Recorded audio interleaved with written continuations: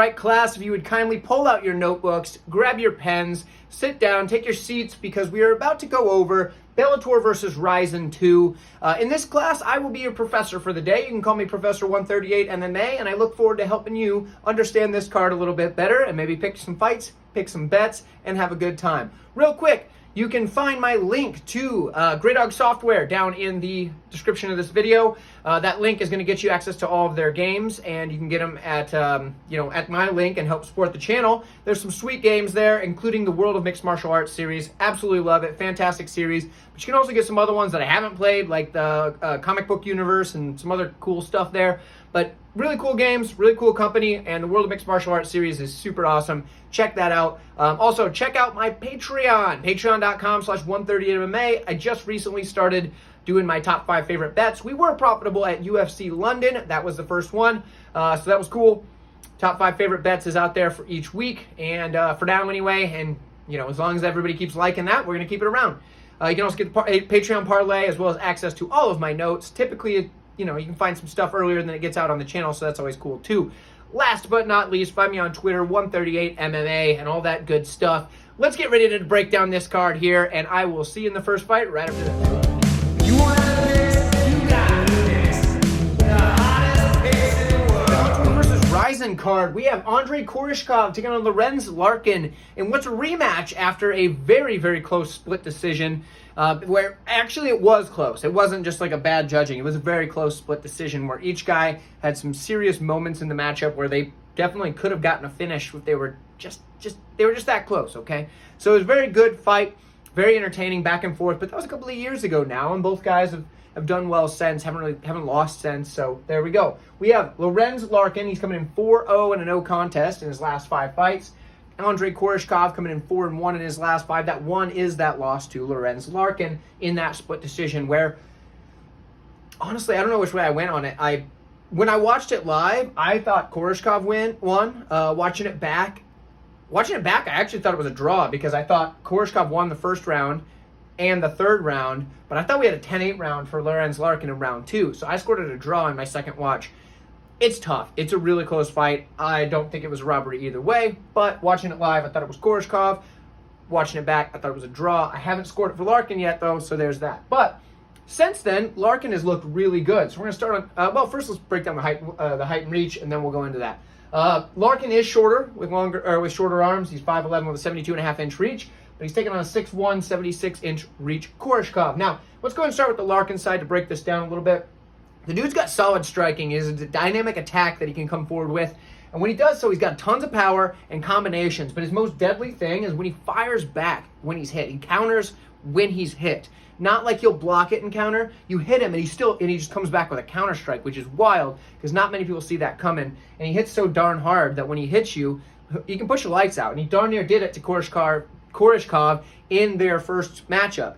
The second round, if you watch that, it was this close to being stopped. If it was a ref that was a little bit quicker on the trigger, it would have been stopped. Larkin darn near got the finish in that fight in the second round. It was very good, and that power and that counter-striking ability is what kind of did that for him.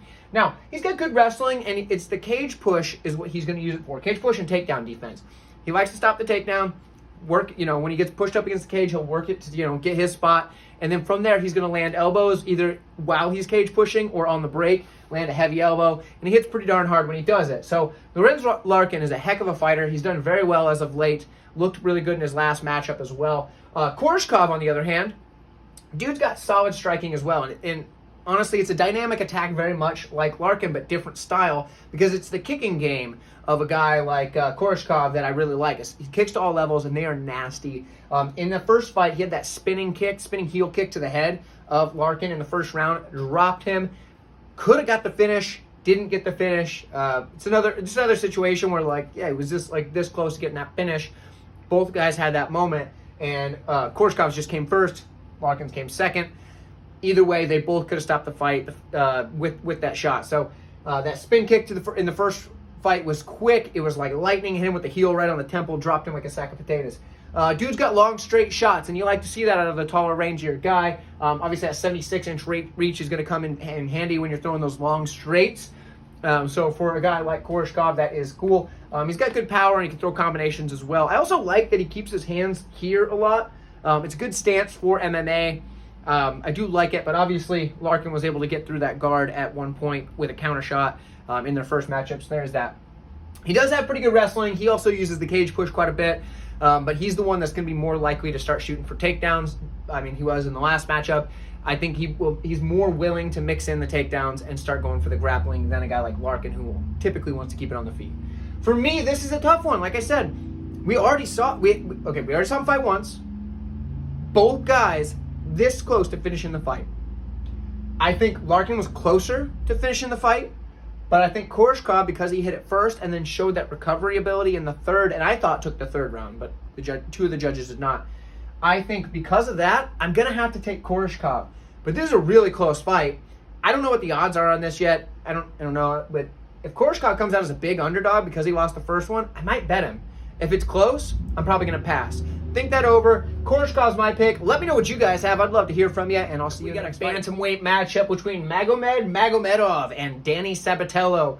So in this matchup here for Magomedov, he is 3-2 in the last 5. He is coming off that loss to Patricio, who is going to be probably the champion for a while now, it looks like. And he's taking on Danny Sapatello, who 4-1 in his last 5. His loss is to Raufeon Stots. The other loss for Magomedov is also Raufeon Stots. So the same level of competition these guys seem to be losing to, but they seem to be beating everybody else. So good matchup to see who's next in line kind of thing, who is ready to ascend to that title shot. For me, this is a close one because we've got two guys who are both solid wrestlers, and I think that's where it's going to take place a lot of the time. For Magomedov, we're going to start there. He's got some savage slams, and he's looking for the finish aggressively. That's kind of his style. He's going to pick guys up, slam them on their dome, and try to get on top and land some heavy ground and pound, and maybe open up a submission with that, whether that be like a rear naked choke or a guillotine or whatever he may be looking for. He's going to be looking for the submission or the ground and pound finish as quickly as he can once he gets on top. Now, for Sapatello with his wrestling, he has the opposite strategy. He doesn't want to do any damage. He wants to, wrestle you down relentlessly with that chain wrestling, get on top, and just kind of stay there. He should have the better scrambling here, though. I do think he's just a little bit quicker in the scrambles than a guy like Magomedov, although Magomedov is more damaging in the grappling. Now, when it comes to the striking, not really anything from Sapatello. He will strike as little as possible in order to wrestle. That's what his goal is just win on control time, which it has worked really well for him. Obviously, he's 14-2 in his career. Only recent loss being to Raufeon Stots. Makes sense. And it was a split decision, although don't know if it should have been. For Magomedov, dude's got a dynamic attack on the feet. Now, he's really good kicks, and he has like a pretty solid spinning back fist that isn't your typical like MMA spinning back fist where it's kind of wild and unplanned, I guess. He sets it up well, uses it in the right moments to throw off his opponents, but he does have pretty good combinations, things like that. The striking is clearly going to be better on the Magomedov side. I don't think that's crazy to say. There just really isn't any from Sapatello. But in the wrestling, it's close. Here's where I'm at. So I believe that on this card, the fights that are of the Bellator variety are going to be contested under Bellator rules in a cage with Bellator unified rules of MMA. So there's not going to be knees to the head of a grounded opponent. If there were, I would 100% be on Magomedov because I think that style would benefit him a lot more than it would benefit a guy like Sapatello. But I think the stomps and the knees and stuff like that would definitely bet. I don't believe that this one's going to be under that. Let me know in the comments, because if it is, if there for whatever reason this is under the RIZIN rules, let me know, because I'm 100% on Magomedov then. However, close fight. I'm going to still lean Magomedov, but not enough to bet him. The reason I'm going to lean him, though, is I do think he's going to do more damage, and I think that the judges over there in Japan in the Super Arena or whatever it's called, I think that those judges there are going to favor the damage and the attempts of submissions from a guy like Magomedov over the just control time of Sapatello. And I do think that I don't think it's going to be just a wash in the control time either. I think it's going to be close. So for me, I think it's going to be a really close, maybe split decision type of deal where you got one judge thinking, yeah, Sapatello got all that control time. You got the other two judges saying, yeah, but the submission attempts and the damaging shots from Magomedov. So for me, I'm going to take Magomedov. I think he gets the decision, but yeah, real close fight. Won't bet it unless it happens to be under RIZIN rules. Then I'm betting the heck out of Magomedov because I do think while Sapatello is working for those takedowns. If you stuff one of those and kick him in the face, I feel like he's going to have a lot of trouble, and that's not something Sapatello is ready for. So for me, Magomedov is the slight pick. Let me know what you guys have. Let me know what you think of this matchup, and I'd love to hear from you. I'll see you in the next flyweight bout next. We have Watanabe taking on Ortega. This matchup here, kind of an interesting one. Ortega is 2-3 in her last 5, 3-2 for Watanabe. I'm going to go through this one quick. We have Ortega with decent striking. Forward pressure looks pretty good, but the problem is she seems to have slowed down quite a bit in her striking as of late. I don't know what's caused that, but she seems just to be a step slower than she used to. She has decent grappling and not a bad guillotine. She often uses that for takedown defense, which is not usually good takedown defense, but it's worked for her a couple of times. She's also got that standing guillotine in one of those recent fights she had. For Watanabe, she's looked a lot better lately. She showed improvement in her last fight against Elimele McFarlane, where her striking looked pretty good compared to what it had looked before that. So she's showing some improvement there. She had decent wrestling. She got that really good low shot, which I do like. Gets her down under the takedown defense of her opponents. But once she gets it to the mat, her grappling is good. She's a back taker with some decent ground and pound. She will start looking for submissions, but taking the back and controlling her opponent is what she's going to do a lot of the time. For me, I think this is a clear pick. Watanabe is the pick. I feel like she's going to be a massive favorite. Like I said, I haven't seen the odds yet when I made these videos, but should be an easy one there. Let me know what you guys think, and I will see you in the next one. You made it to the co-main event. Hey, like the video if you're enjoying this so far. I do appreciate it a lot. But also, have you heard about channel memberships? You can join the channel memberships down below this video. It's $2.99. You get access to some sweet emojis and a cool little icon next to your name when you comment that says how long you've been a channel supporter with the channel membership. It has like tiers for however long you've been there, and you get a sweet little icon that shows that, depicts the length of time you've been there. I picked out all the icons myself. It's pretty cool if you ask me. It's very, very low cost to you, but it does show that support, so I appreciate it if you sign up for it. No pressure, but it helps a lot. Anyway, this co-main event here, we have, bear with me, Mokato Shinyu, I think is how you say it, Mokato Shinyu, taking on Koji Horiguchi. Horiguchi is 3-2 in his last 5, 5-0 for Shinyu. This is an interesting one because Shinyu's real young. He's like 23 years old. He's a young guy coming up, doing the darn thing. He's already got 18 fights in his pro career, and he's looked pretty darn good as of late, showing rapid improvements. But this is a massive step up in competition against a guy like Horiguchi, who's been there, done that, fought the who's who of the Bellator and RIZIN ranks. So for Horiguchi here, he's kind of doing that service of fighting that young up-and-comer, but this is for the title. I believe it is for the vacant 125 title that they're bringing in for Bellator. So with that, it does make sense that he would take the fight, but young up-and-comer that we really haven't seen tested in any recent fights. He's looked pretty darn good. Now, let's start with Shinyu here.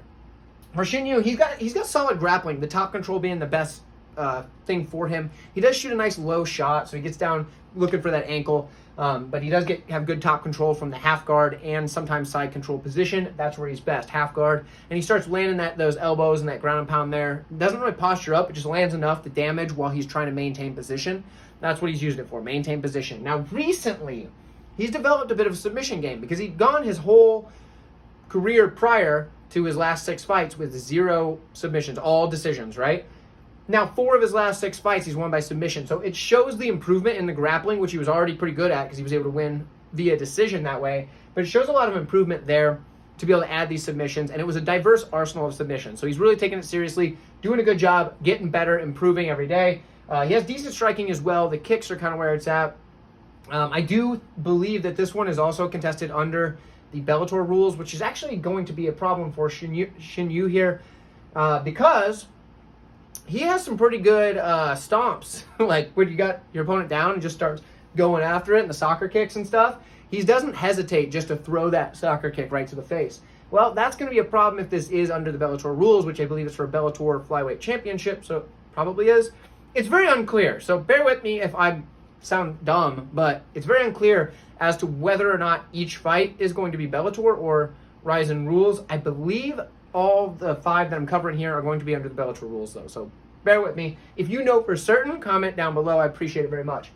Now, for Horiguchi, he is a solid striker. He's going to be the far better striker here because he has excellent footwork, and when he does throw his combinations, he comes in, lands his shots, gets right back out of range, and makes it really tough for guys to counter him, makes it really tough for guys to start shooting those takedowns, but he does keep his hands kind of low, so he is potentially able to get hit as he steps in, But the hands low, I didn't put it down, but it will help against the takedown defense. Having the hands here, it less distance you got to travel to get to your opponent while they're shooting a takedown on you. So I do think that could help him. In the grappling, he's not lost either. He's a pretty good grappler, but the ground and pound is where it's at. Horiguchi's got some nasty ground and pound. Once he gets going, he starts landing heavy shots. For me, I think this is just going to be a bit too big of a step up for a guy like Shinyu. I think he's very talented. I think at some point down the road when he's, got a little bit more experience, continue to develop as he has so far, maybe develop a little bit more in the striking, a little bit better takedowns. I think he's got a shot down the road. But for right now, Horiguchi's just going to be able to keep this on the feet, land the better strikes, and I think he'll probably coast his way to a pretty clear decision, probably 30-27. So I'm pretty confident in Horiguchi getting this one done. I don't think he's going to get the finish. Shinyu's tough. I've seen him take a couple of shots early in his career and just ate them. So for me, Horiguchi's the pick. Let me know what you guys think. I will see you in the main event. It's time for the main event of the evening. And do me a favor, this is your last reminder. Punch that like button for me because we're going to get into this fight and it's going to be a blast. Main event, like I said, is for the tournament for the 155-pound championship for Bellator. Patricio Pitbull was the champion up until just recently. He is 2-3 in his last 5, which seems strange because he was just the champion. But 2-3 in his last 5, lost it to Magomedov. He's fighting McKee, who has actually fought Patricio's brother Patricio twice, went 1-1 against him. Interesting how that works out. Now he's fighting the brother Patricio. So, like I said, 2-3 in the last 5 for Patricio. 4-1 for McKee, his only loss coming to Patricio's brother Patricio, and this is his only loss in his career. Now, the age is a big difference. Obviously, 28 years old for the young McKee, but 37 for Pitbull. He is getting up there in age. He's also going to be shorter with a shorter reach. He does have a long wingspan for a guy that's 5'7", but Patricio Pitbull has that 71-inch reach, which is still not quite enough for the 5'10", 73.5-inch reach that you're going to see on the McKee side. Now, let's start breaking this down a little bit. Let's start with the Patricio Pitbull side because, former champion, and he's on this side of the board, and that's what I do a lot of time. He's got solid striking with a really quick jab. He snaps it out there. He doesn't really set it, or doesn't really telegraph it. He gets out there quick, lands that shot with a little zip to it. Good leg kicks, lands them hard, solid. Lots of power. And when he lands, he's got 24 wins, 16 of those are knockouts. So when he lands those shots, you're gonna feel him. He hits like a truck. I believe he was the first person to knock out Peter Queally, who. That guy's pretty dang durable, isn't he? So Patricio Pitbull definitely has power to end this fight. He's got good counters, and what he likes to do is when you're throwing shots at him, he'll block them, and then he'll start coming back with these flurry of hooks, swinging them high and low, going to the body, to the head, but just a flurry of hooks. And a lot of times that works out well for him because it gets him in close, gets him landing these bombs, and he hits pretty hard. And a lot of times what will happen when he throws that flurry of hooks, he'll be pressuring and get a guy to try to shoot down for a takedown, and he knows it's coming and hits him with a knee up the middle, and he will drop you with that knee. He's very good at doing that. Patricio's very dangerous when he's on the feet. Now, he's got good jiu-jitsu.